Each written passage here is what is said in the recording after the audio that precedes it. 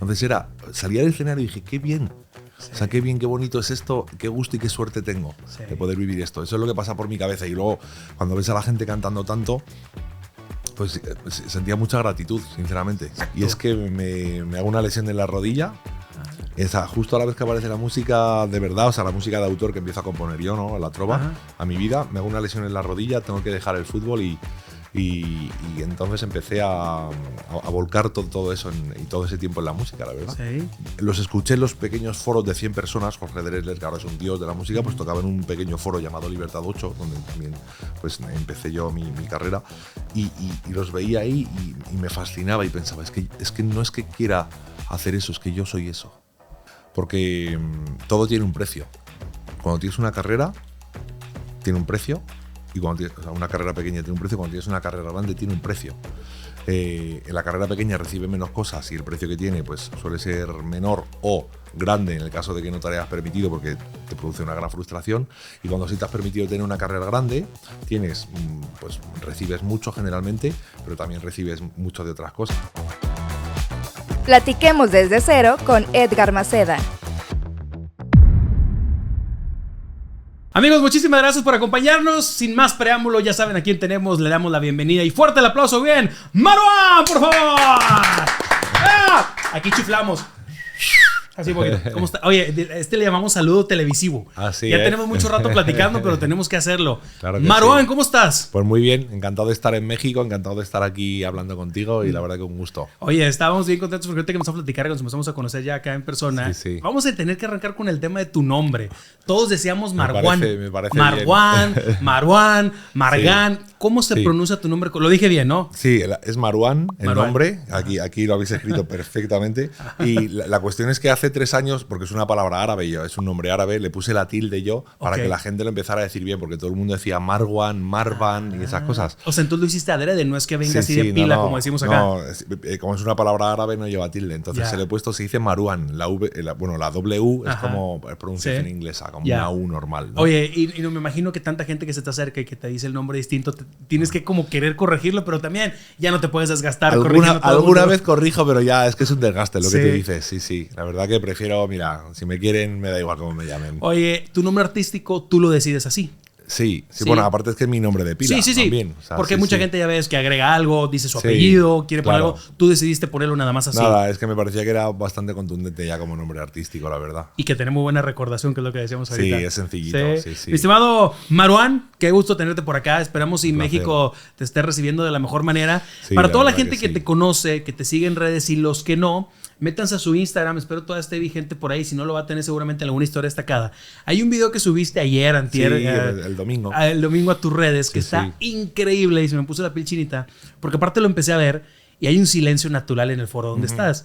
Y algo me decía, este cuate algo está tramando, pero no me lo imaginaba así. Y es un video muy bonito que le quiero compartir al público, donde le dices a tus papás si no lo quieres platicar. Sí, bueno, pues simplemente lo pensé por la tarde. Dije, voy a grabarle un vídeo a mis padres, que va a ser el concierto más multitudinario que haya hecho nunca en México.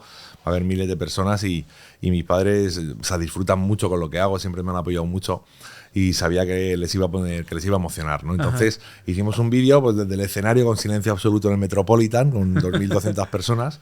Y nada, yo, papá, mamá, me gustaría que hubierais estado aquí, pero bueno, quiero que sepáis que es uno de los días más felices de mi vida. Y bueno, aquí están los músicos saludan y digo, y bueno, por aquí parece que hay alguna persona más. Y de repente me volteo y está todo el público rugiendo. Me emociono nada más de correr ahorita porque se ve increíble el video. Qué padre. ¿Qué pasa por tu mente? Y ahorita nos vamos a regresar como en nuestro podcast desde cero. Cuando estás en un momento, en un recinto, donde la gente que está ahí es por ti. Sí. ¿Cómo lo percibes? Pues mira, lo que me pasaba el otro día por la mente es qué bien me lo estoy pasando. Lo que más era eso. Era como qué bonito es esto, qué a gusto estoy cuando hay tanta gente. O sea, es que igual que otros artistas tienen miedo escénico, yo no tengo miedo escénico. Ninguno. De hecho, estaba con menos 50 de nervios. Entonces salía del escenario y dije, qué bien.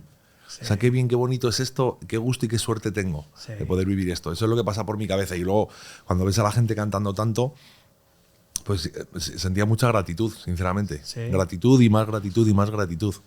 Metiéndome un poquito en ese tema, e insisto que me tengo que regresar, pero ¿Cómo ves, tú siendo una persona obviamente ya de Europa, en este caso España, siempre se ha catalogado México por ser una plaza que muy buen público, sí, ¿no? Sí. Que es un público que nos encanta y tenemos una diversidad musical muy padre. Eso es. Que arropamos muy bien a los artistas que son en este caso extranjeros. ¿Cómo lo percibes? Yo te diría que México y Argentina son los dos países donde recibís a los artistas de un modo absolutamente descomunal. Es demasiado. Qué padre. Es demasiado. Y en México en especial yo creo que mi música casa mucho con la emocionalidad de muchas personas. Sí. O sea, lo que yo hago como que engarza mucho con cómo es mucha gente y por ahí el recibimiento es, vamos, inigualable. Qué increíble, imagino que ya lo disfrutar el escenario. Pero bueno, me voy a regresar como es nuestro podcast desde cero. Nuevamente, gracias por estar acá, pero queremos conocer muchas cosas tuyas porque es increíble que hoy con tanto que escribes y eso, eres originario de Madrid y tengo el dato del barrio de Aluche, ¿no? Sí.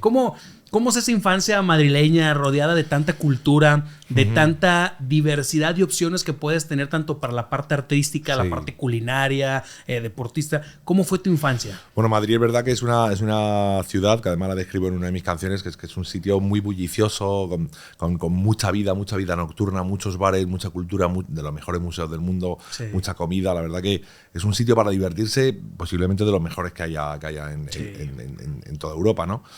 Y bueno, pues yo soy de un barrio humilde, un barrio normal, un barrio obrero llamado Aluche, donde pues tuve ahí mi infancia de barrio, pues era un niño, nosotros lo llamamos gamberro, un niño disco, ¿lo sabes? Un niño así, que no me portaba muy bien, que hacía así putadillas con mis amigos y esas cosas, pero también un niño muy sensible, las dos cosas a la vez, era como muy extremo hacia ambos lugares. Y bueno, pues mi familia, o sea, mi infancia transcurre así, pues viviendo con mi familia, con mi hermano, que es pues la persona a la que más quiero del mundo, y siempre protegiéndome porque yo era un niño que me metía en muchos líos y muchas cosas. Y poco a poco, pues, no sé, dándome a la vida, ¿no? Como cualquier niño muy deportista, que por eso lo hablábamos antes de esto, no soy licenciado en educación física. Y a los 16 años, de 15, 16 años, entré una guitarra en mi vida y ya no sale hasta hoy. Y ya cambió. Que ahí entonces en tu familia, digo, está increíble la historia y conozco el tema de los orígenes de tu padre. Y creo que es una cultura también que tienes muy bien arraigada. Pero ¿cómo dividías esa parte? Porque me imagino que indudablemente tú al estar en España vivías y palpabas muy bien la cultura que te pertenecía por nacimiento, pero indudablemente teniendo en casa la de tu padre, ¿cómo la llevabas? Claro. Bueno, pues yo siempre me he sentido un niño un poco raro en varios sentidos. En primer lugar, porque era más sensible que los demás, porque me metía en más líos que los demás, y también porque era un niño que me llevaba Maruana Butajón, que en la España de los 80 no era lo más normal, ¿no? Y España es un país que no es necesariamente racista, pero hay muchos racistas también, y yo sufrí racismo, no mucho, pero lo sufrí en algunas ocasiones. Entonces tenemos unas costumbres absolutamente europeas. En mi casa, incluso mi padre, que vino de Palestina, pues se adaptó muy bien al país y habla increíble español y parece un español. Sinceramente, mucha gente no se da cuenta que es extranjero. Pero sí fue una infancia un poco diferente a la de los demás y me pasaron algunas cosas que pues sí me marcaron bastante, ¿no? El sentir el rechazo en algunas ocasiones, no muchas, son pocas, pero con unas poquitas ya es suficiente para que a un niño sensible le marquen bastante. Y justo te iba a preguntar eso, ¿cómo lo llevas siendo un niño? Porque tienes que ser muy inteligente, madurar rapidímo para que esas cosas no te puedan afectar, ¿no? A mí me afectó mucho, porque era un niño que no tenía inteligencia emocional. Yo soy artista. Uno no se hace artista si tiene mucha inteligencia emocional, ¿sabes? Precisamente se hace artista para manejar, para tratar de manejar a través de las canciones todos los avatares de la vida que es incapaz de manejar de otro modo, o toda esa emocionalidad excesiva, ¿no? y gigantesca que uno lleva por dentro. Entonces, la verdad que no tenía ninguna manera de manejar ese rechazo y esa falta de autoestima que me provocaba ese rechazo y esas cosas. No tenía ninguna manera. ¿Había alguna plática en este caso con tus padres donde tú les podías compartir cómo te sentías? Sí, a mi hermano también, y ellos me protegían, pero era un niño que en ese momento pues no tenía las capacidades para manejarlo, incluso aunque me protegieran. De hecho, acudía siempre a la protección porque yo era incapaz de manejarlo de otro modo. Claro, totalmente. Como que la percepción en ese momento simplemente me están haciendo daño y te sentías diferente, ¿no? Que es lo que te puede marcar un poquito. Sí, es como el niño gordito o el niño homosexual o la niña lesbiana, ¿no? Pues o el que tiene algo de diferente, ¿no? A lo mejor el que tiene que es tartamudo o cualquier cosa, pues esos niños siempre en algún sentido a menos que tengan mucha autoestima o que en su entorno cercano les hagan ver que no pasa absolutamente nada por ser diferente y tengan muchas pláticas, como dices tú, con los padres, pues creo que lo normal es que se sientan diferentes y algo inferiores en algún sentido. Y que indiscutiblemente algo que siempre he dicho, que parece mentira, pero esas cosas que nos hicieron daño en el pasado nos ayudan a agarrar muchísima fuerza, ¿no? Para temas también en el futuro. Sí, yo creo que sí. Yo creo que que el hecho de haber padecido ciertas cosas en la infancia, también te digo que no siempre fue así, o sea que en algunos aspectos era como muy débil, pero en otros aspectos era un niño fuerte y también decidido, ¿no? Era un poco dual, ¿no? Claro. Pero yo creo que sí, que ayuda mucho el haber sufrido. Es como el haber sido pobre o el haber, que yo no lo he sido, pero el haber sido pobre o el haber sufrido o el haber padecido una enfermedad te hace valorar mucho la salud, te hace valorar mucho cuando tienes un poco y te hace valorar mucho luego el bienestar o te convierte más fuerte y te hace más buscador, ¿no? de ese bienestar en muchas ocasiones. Entonces, lo negativo no siempre es del todo malo. No siempre es todo malo. Y algo también que me imagino, y corrígeme, tal vez me puedo estar equivocando, pero también el ser un poco diferente en el tema de tu nombre, el tema de tu tendencia, te volvía también atractivo para los amigos, te volvía atractivo en algún momento, no sé, que era algo como, oye, quiero platicar contigo, cuéntame un poco, ¿no? Sí, es verdad que sí, siempre me han preguntado por cómo es la vida árabe y esas cosas, ¿no? Y es verdad que mi familia, en España no, pero mi familia, la que vive en Palestina o en Jordania, bueno, es increíblemente diferente a nosotros, claro. Platicas mucho del tema del deporte y me dices, y ahorita llegamos al tema de tu carrera. ¿Qué deporte practicabas? Pues era futbolero, sobre todo, lo que más fútbol, pero también mucho baloncesto y mucho voleibol. Sí. Esos son también natación, esos son los deportes que más he practicado. ¿Qué equipo de fútbol sigues? Soccer. Pues yo soy madrileño, pero soy del Barça. ¿En serio? Yo voy al Barça, sí. ¿Eres del Barça? Yo voy al Barça a tope. Entonces me imagino que te tocaron buena rivalidad, ¿no? Y te tocó ese tema de tenerlo muy palpable. Esa es otra, que todos eran del Madrid, o sea, ya si no era suficientemente raro, todos en mi clase del Madrid, yo el único del Barça. O sea, este cuate es de otro país, este cuate tiene un nombre raro y aparte le va al Barça. Eso es. Tú solo te estabas complicando la vida. Un poquito. ¿Sí?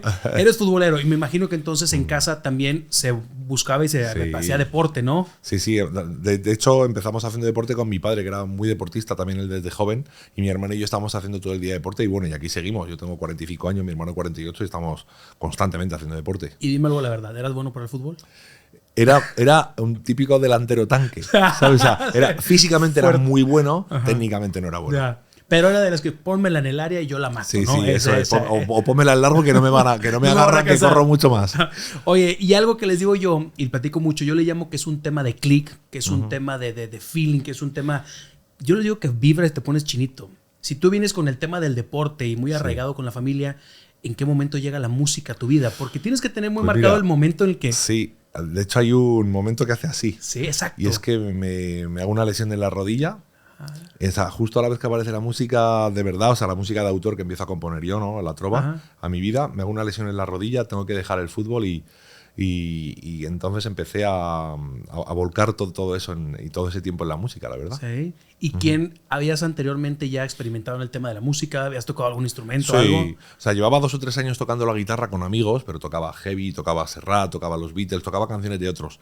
Pero fue la nueva trova de España, la nueva generación de cantautores que encabezaba, pues estaba Jorge Drexler, que no es español, pero también la estaba encabezando junto con Pedro Guerra e Ismael Serrano, y esos fueron mis principales influencias. De repente los escuché en los pequeños foros de 100 personas. Jorge Drexler, que ahora es un dios de la música, pues tocaba en un pequeño foro llamado Libertad 8, donde también pues empecé yo mi carrera, y los veía ahí y me fascinaba y pensaba, es que no es que quiera hacer eso, es que yo soy eso.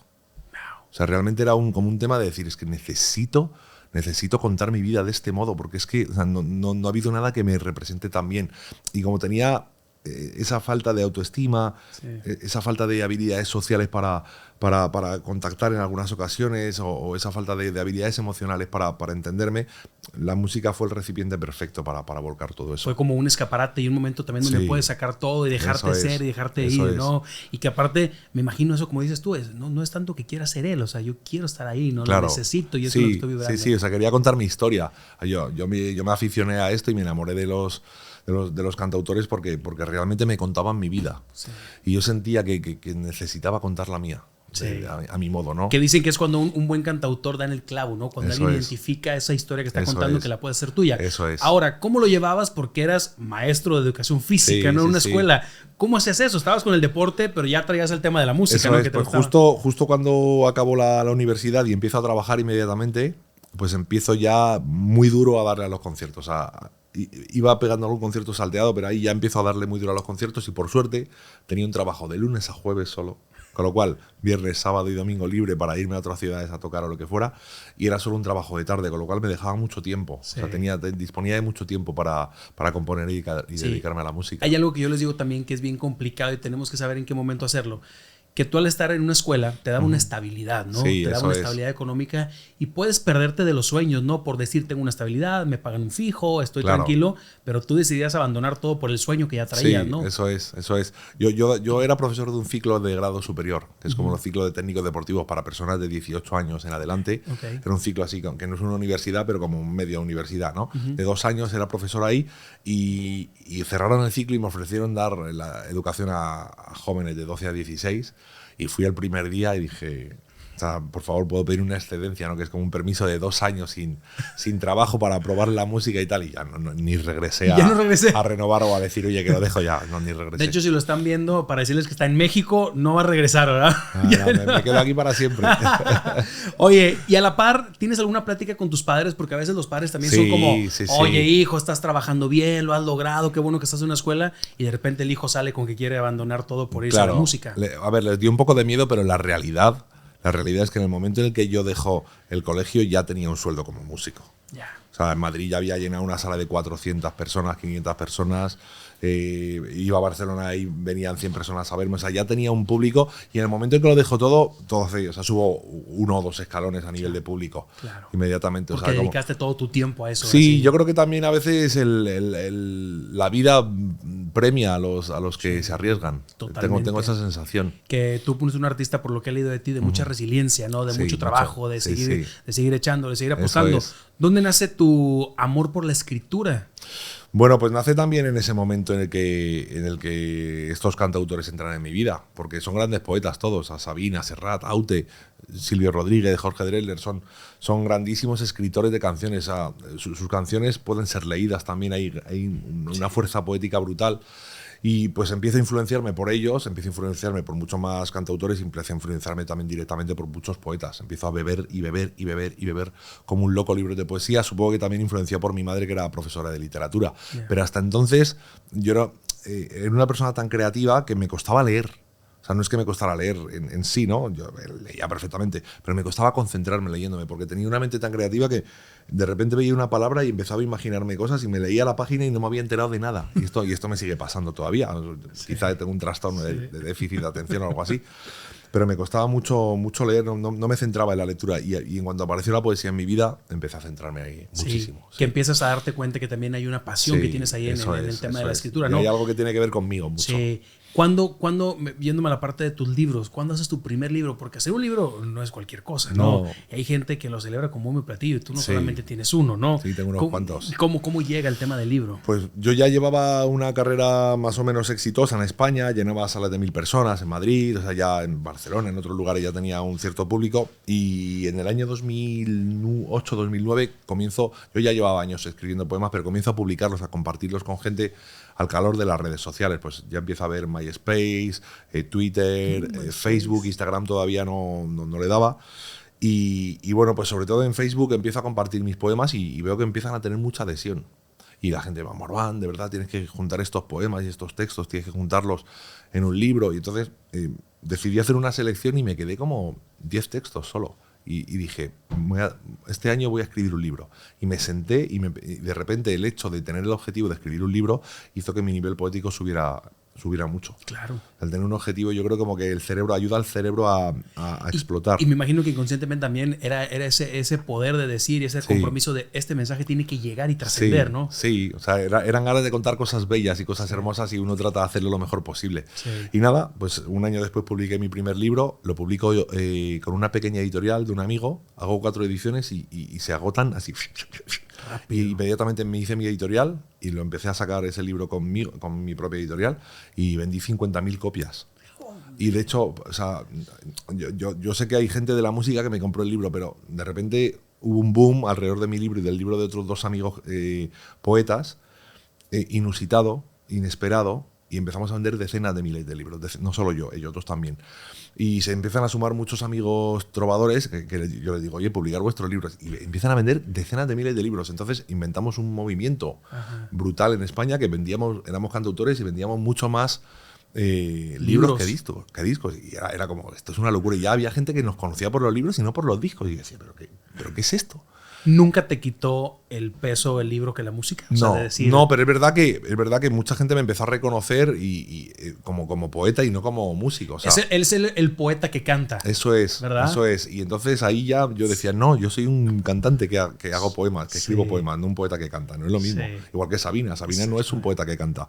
Es un cantante que hace unos poemas brutales, que hace unas canciones súper poéticas, pero no. Entonces yo soy lo mismo que Sabina. Qué increíble. Pero es verdad que tuve un éxito brutal y tampoco quise rechazarlo. Al final acabé vendiendo 200 y pico mil libros. No he leído lo que has leído de libros y debo decir algo. Leí las líneas de tus libros, me regresé a leerla. O sea, este número está bien. O sea, sí, muy de que loco. has vendido demasiados libros y por eso te lo quería preguntar. Y felicidades por ese éxito. Muchas y gracias. que ojalá y no lo dejes, porque es inspiración pura para tantas miles de personas que has llegado y sobre todo que te ayuda con el tema de la escritura para tus canciones. Eso es. Hay un tema importante porque tengo como dato que en el 2001 publicas tu primer disco. Y es importante para mí tomarlo porque me imagino que totalmente tú estando en la música hay una percepción distinta de cómo trascendía tu música en el 2001 a hoy 2024. Sí, claro, muy diferente. Era otra percepción completa, ¿no? Sí. En aquellos años tenías que hacer un disco completo de 12 temas, sacar tus sencillos. Hoy puedes irte por sencillo tras sencillo, ¿no? Sí, eso es. ¿Había un plan? ¿Tenías una estrategia? ¿Sabías qué ibas a hacer? Yo no he tenido un plan sinceramente no he tenido un plan verdadero hasta hace 3 o 4 años. O sea, yo era como, tú sabes de estos que tiran las paredes a cabezazos. Pues yo siempre he sido así como un toro en una yunta, como un buey sobre una yunta empujando. Claro. Porque no, o sea, no sé, he tenido más fuerza que pericia, sinceramente, en mi carrera. Y ahora pues empiezo a hacer las cosas de un modo mucho más cuidado, con un plan, con un lanzamiento. Sony me ayudó también, tuve un par de discos con Sony, en el 17 y en el 20, y ahí también ellos tuvieron el plan, pero yo no. Y ha sido en este último disco donde yo verdaderamente, que ya he vuelto a ser independiente, que he tenido un plan, que he forjado un plan alrededor del disco. Que ahora, en aquel año 2001, no es lo mismo y sin demeritar el trabajo de hoy en día. Hoy en día te sientas tú en tu casa, una computadora, una buena interfaz y tú grabas, ¿no? Hay unos micrófonos que puedes tener y eso es. En aquellos años 2000, 2001, tenías que estar en un estudio, tenías que buscar un buen estudio. ¿Quién te hace máster? Pero mezcla? vamos, no tenía medios, era un disco absolutamente amateur, pero bueno, había calidad poética y había calidad artística en el disco. Pero calidad sonora, nada. ¿Qué es lo que ha resaltado? Eso es. ¿Cuándo te llega ese primer éxito? Digo, sé que has tenido muchos, pero sé que uno que tu canción le llegan a utilizar para un tema de telenovela, ¿no? Que se llega a utilizar. Eso es. ¿Cómo te llega eso? Porque imagino que va a ser increíble. Bueno, en telenovela ha sido justo ahora. Antes tuve uno en 2004, que fue el primero, en un concurso de una de las 2 cadenas nacionales de la televisión pública española. Y ahí poquito a poco pues, me empieza a conocer gente en 2004. Y ahora hace, pues nada, la telenovela lleva un par de meses en televisión, solo 2 meses y medio, 3. De hecho, es la telenovela más vista ahora mismo en toda España y la canción pues la he compuesto con un par de amigos. ¿Y qué pasa por tu mente ver todo ese camino y que hoy en día la canción la escuchan todos los días, cada semana? Pues muy feliz porque además estoy como llevaba un par de años parado sin hacer nada porque tuve un accidente terrible después de mi gira a México en 2022, me atropellaron, estuve un año de rehabilitación, dejé la gira y de repente pues ahora he vuelto en esta gira 20 aniversario y todo ha empezado a suceder.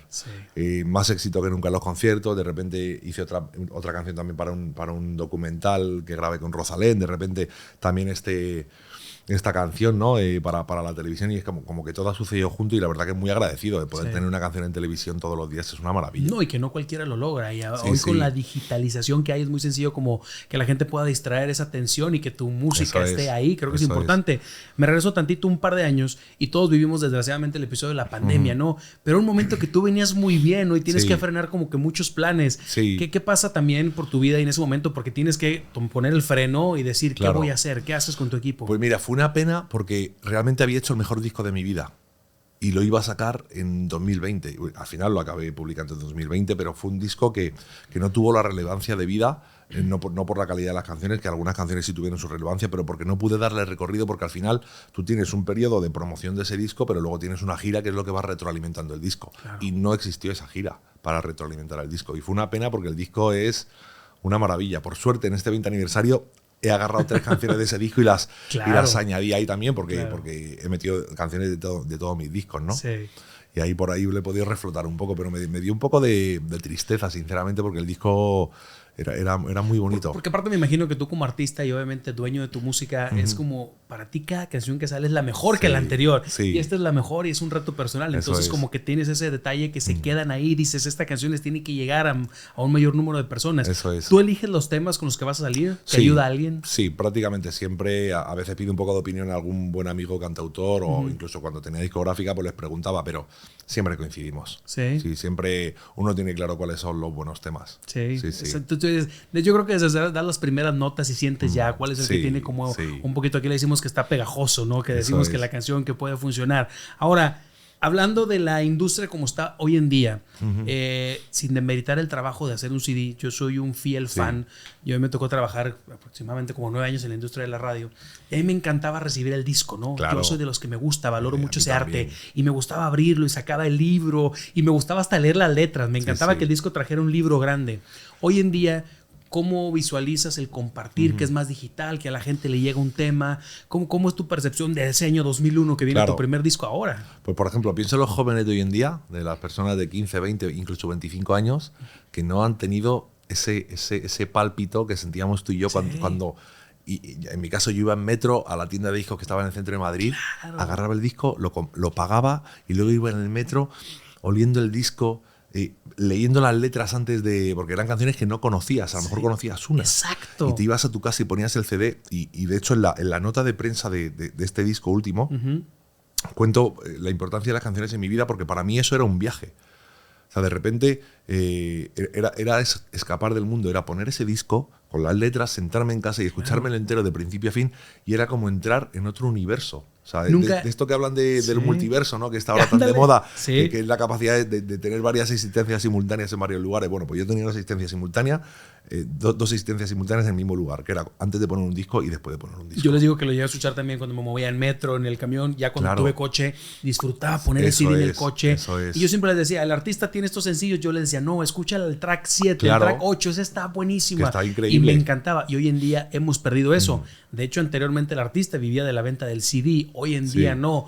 ¿Crees tú que eso te ayuda a que tu música pueda fluir más rápido? Sí, por una parte, no hay que olvidar que aunque se vendan menos discos, lo cierto es que las plataformas tipo Spotify o YouTube ayudan a que tengan millones de escuchas o visualizaciones.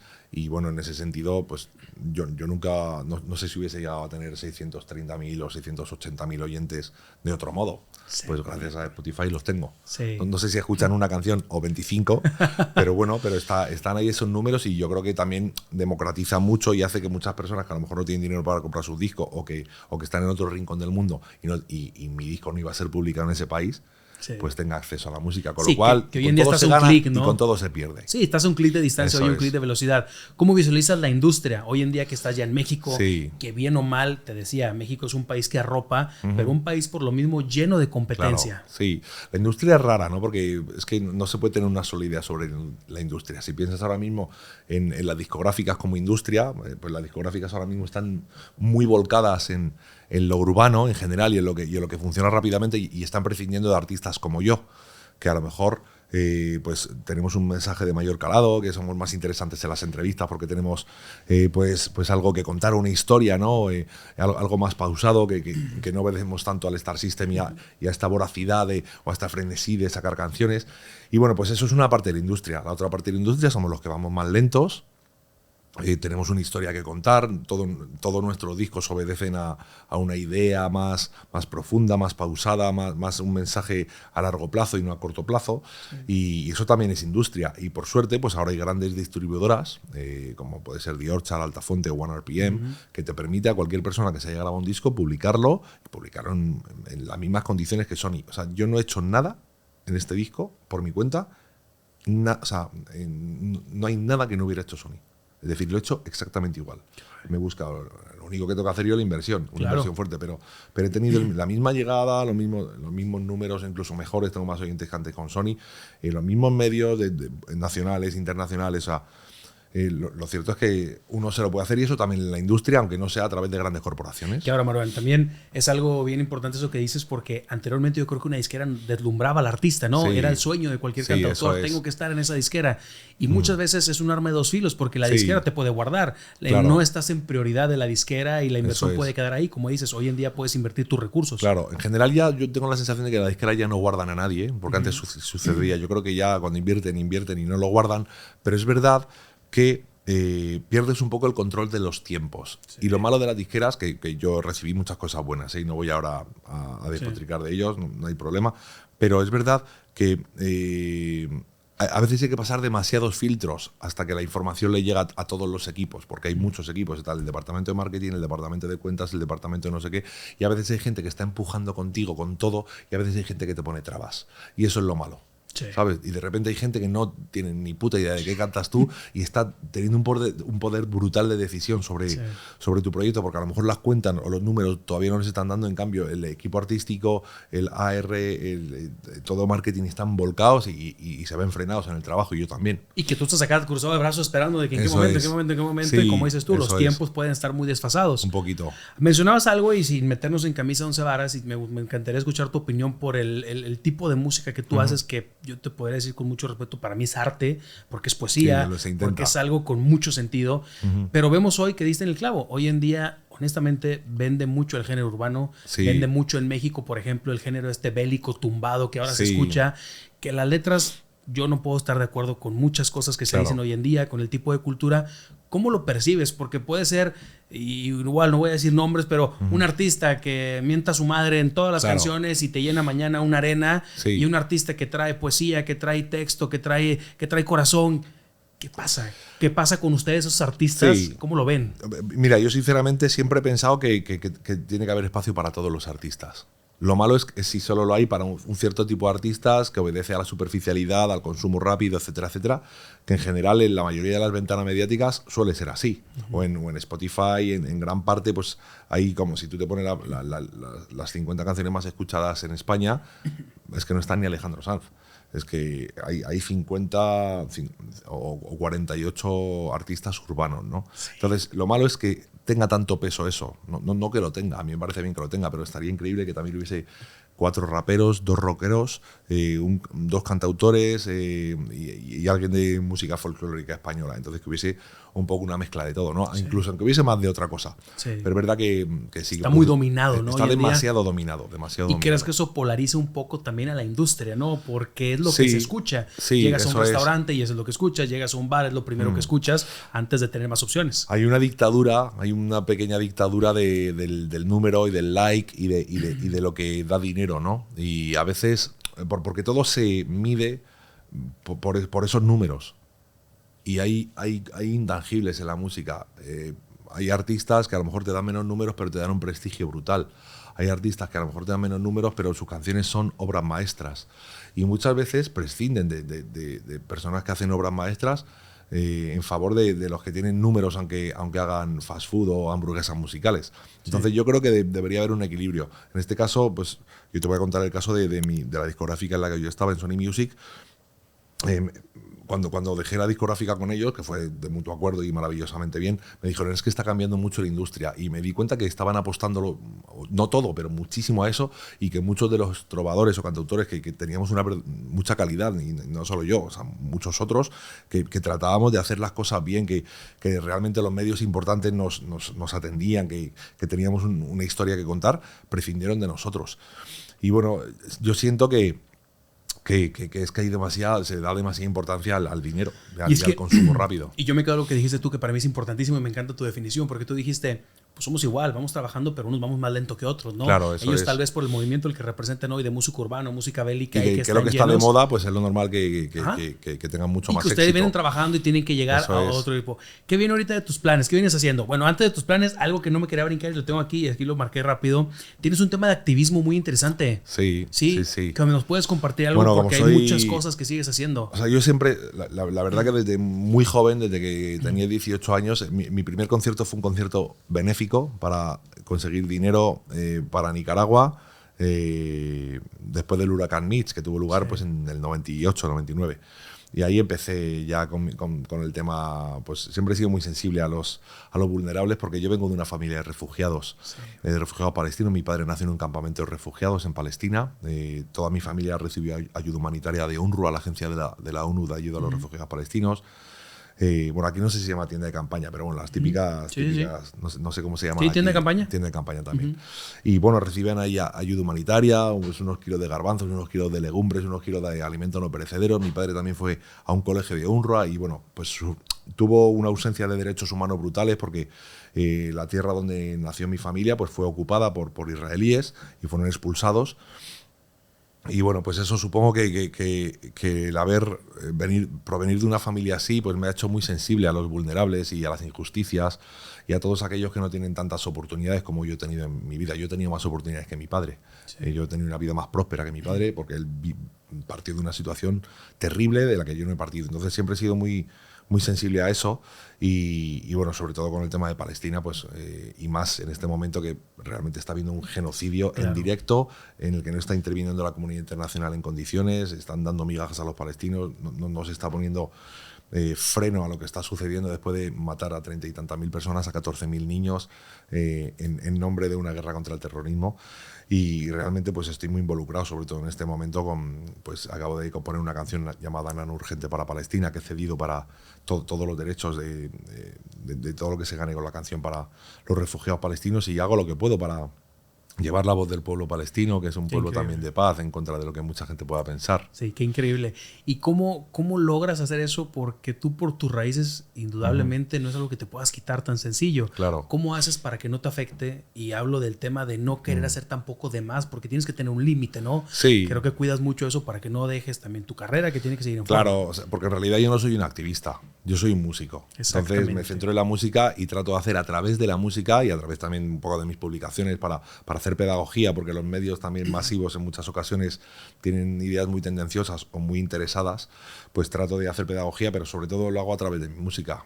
Lo hago reuniendo a muchos amigos cantautores y organizando conciertos por Palestina multitudinarios en mi país y bueno, haciendo acciones de todo tipo, sensibilizando. Lo hago así, pero siempre a través de mis plataformas o de la música y no perdiéndome en un activismo, porque hay personas que son activistas en sí. Yo hago activismo, pero no soy activista. No, y que haces un activismo muy de corazón, ¿no? Sí, eso es. Desgraciadamente hay activistas que ven muchas veces la parte del negocio, hay que decirlo honestamente. Sí, puede ser, sí. Pero tú que realmente lo haces de corazón. Manuel, ¿qué viene ahora? Porque obviamente estás haciendo cada presentaciones en México, vemos que tienes muchos lugares ya con sold out.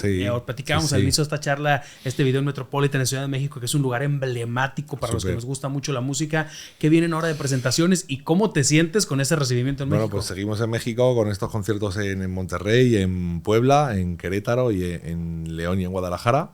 Luego me vuelvo a España, sigo con la gira 20 aniversario en España, luego vuelvo a Latinoamérica, Uruguay, primero Perú, Colombia y Ecuador, vuelvo a España, luego Uruguay, Chile y Argentina, vuelvo a España y a ver si a final de la gira pues hacemos el final de gira y pasamos a Estados Unidos a hacer algún concierto. Oye, y que no te pueda pasar lo que platicamos también al inicio, ¿no? Que estoy cansado, yo me quería dedicar a esto, ¿no? Te querías dedicar a esto. Ahora, con esto que te vienes con las giras, ¿cuáles son los planes que tienes a futuro? Hablando de hoy estás cumpliendo sueños, porque tienes sueños que estás cumpliendo, tienes gente que escucha tu música, tienes gente que paga un boleto por verte. Para mí eso es lo que tiene, wow, que alguien pague por verte. ¿Cuál es esa meta que puedas tener a corto o mediano plazo que quieras hacer dentro de tu carrera? La verdad que es la misma que siempre, que es seguir haciendo canciones bellas en la medida posible, que le toquen el corazón a la gente. Evidentemente, pues seguir visitando lugares, a foros un poco más grandes, ¿no? Pero si me quedo como estoy, voy a ser súper feliz toda la vida, sinceramente. Lo vas a seguir disfrutando. Sí, eso es. Hay una pregunta que le hago a todos los invitados y que son exitosos, en este caso como tú, y con una carrera increíble y maravillosa que quiero reconocerte. El éxito siempre conlleva algo. Y quiero que me cuentes qué has tenido que sacrificar por todo este éxito, por todas estas giras, por todo este tiempo. Mira, una cosa, me gusta que hagas esa reflexión porque todo tiene un precio. Cuando tienes una carrera, tiene un precio, y cuando una carrera pequeña tiene un precio, cuando tienes una carrera grande tiene un precio. En la carrera pequeña recibe menos cosas y el precio que tiene pues suele ser menor o grande en el caso de que no te hayas permitido, porque te produce una gran frustración. Y cuando sí te has permitido tener una carrera grande, pues recibes mucho generalmente, pero también recibes mucho de otras cosas, recibes mucho hate. El sacrificio es enorme, en cuanto que te separas de tu familia, las inversiones son enormes, hay un increíble cansancio, viajes y más viajes, hay agotamiento, pues no sé, es una vida muy sacrificada, sinceramente. No me voy a poner yo aquí en camisa 11 varas porque no estoy picando en una mina. Claro. Soy músico y es algo que yo he elegido, pero realmente muchos de mis amigos músicos tienen una ansiedad brutal porque no es fácil gestionar en muchas ocasiones la fama, o en mi caso yo tampoco siento que tenga una fama, tengo una cierta popularidad, pero hay artistas que son muy famosos y debe ser muy duro estar en el foco y salir en las revistas del amarillismo y esas cosas, ¿no? Y tener miles de personas que critican cada paso tuyo, ese tipo de cosas. Y luego pues las grandes inversiones, también hay grandes decepciones, porque uno cuanto más mejor le va, pues más ambiciones tiene y también se pega sus decepciones. O sea, todo tiene sus pros y sus contras, ¿no? Sí. Que aquí tienes que ser muy inteligente para tener ese equilibrio. Pero se pierden equilibrio. cosas. En mi caso, pues estoy mucho tiempo alejado de mi familia, me esfuerzo mucho, a veces pienso, uy, trabajo demasiado. Sí. Porque creo que es una enfermedad también de toda esta sociedad, que estamos, sobre todo después del COVID, como todos trabajando demasiado, ¿no? Y se pierden cosas, estoy menos tiempo con mis amigos, disfruto menos de mi pareja, hay mucho tiempo de sacrificio y de estar un poco obsesionado con que todo te vaya bien. A veces tu cabeza, pues, tienes una conversación interna demasiado destructiva porque estás en una dinámica tan ambiciosa que no valoras lo que tienes. O sea, pues hay cosas que bueno, que te vas poniendo muy a prueba y hay que ir trabajándoselas. Que creo que lo que tú dijiste es también importante. Inconscientemente te vuelves más exigente con lo que estás haciendo, ¿no? Por supuesto, siempre. Qué bueno. Increíblemente más exigente. Ojalá te sigas exigiendo y nos sigas sorprendiendo con todo lo que estás haciendo. Marwan, pues te quiero agradecer por esta charla, te quiero agradecer por esta entrevista. No te quisiera quitar más tiempo, sé que vienen muchas cosas más para ti. Ojalá y nos visites, ojalá y sigas llenando recintos, ojalá y tus libros principalmente también siga llegando mucha gente. Sí. Ojalá y las plataformas que tenemos hoy en día nos haga tener ese sentido de que la gente también dé la oportunidad de escuchar buena música, buenas letras, que hay un talento por ahí y que sigas disfrutando de México, que nosotros encantados de tenerte por acá. Pues nada, ha sido un placer charlar contigo. Gracias, muchas gracias. Igualmente. Tus redes sociales ya las vamos a poner nosotros, pero quiero que tú las digas también, es importante. Bueno, yo creo que si ponen mi nombre, que supongo que lo habréis puesto por aquí o por aquí, no sé dónde lo habréis puesto, mi nombre que es Marwan, Marwan, pues si ponen Marwan en Google aparece todo. Aparece mi web, aparece mi Instagram, mi Facebook, mi Twitter, todo lo que Oye, quiero leer esto y me voy a permitir leerlo porque está increíble, porque ya entre tus plataformas pues tienes más de 1 millón de seguidores. Que está bien. Que imagínate que los tuvieras aquí paraditos a todos afuera, creo que son muchísimos, bueno, ¿no? Son muchísimos. Tienes más de 600,000 oyentes mensuales, que es lo que decíamos. Qué increíble saber que más de 600,000 personas reproducen tus canciones, increíble. ¿No? Qué increíble. Tienes más de 80,000 discos vendidos, qué locura. Tienes más de 200,000 libros vendidos y tenerte ahorita aquí sentado pues es simplemente un honor para nosotros, de verdad. Muchas gracias. Te deseamos mucho éxito, que ya lo tienes, pero que no te conformes con nada. Si lo has hecho también hasta el día de hoy, sé que vienen mejores cosas. Muchísimas gracias. Le damos un aplauso por favor a buen Marwan. Gracias por estar acá. Todo el éxito en el show. Que la gente te siga y vamos a estar compartiendo por ahí más de esta charla contigo. Muchísimas gracias. Un placer. ¿Qué vas a cenar? ¿Qué en Monterrey? Pues no sé, hombre, en Monterrey ya está claro que una carnita, ¿no? Sí, ya le llevaste a comer carnita, ¿eh? Ya le llevaste. Ya, tienes que comer carnitas para que coma bien, por favor. Claro que sí. Muchísimas gracias. Amigos, espero hayan disfrutado esta charla. Sigan a Blen Marwan, sigan ahí sus redes sociales, estén al pendiente de todas las plataformas digitales. Escuchen su música, compartan buena música y nos vemos la próxima semana. Muchísimas gracias. Interfase Comunicación Integral. Urbana, Marketing Experiencial. Festival Encabritados. Cabrito, Música y Cheve. Uprint. Imprime lo que quieras. Presentaron. Platiquemos desde cero con Edgar Maceda.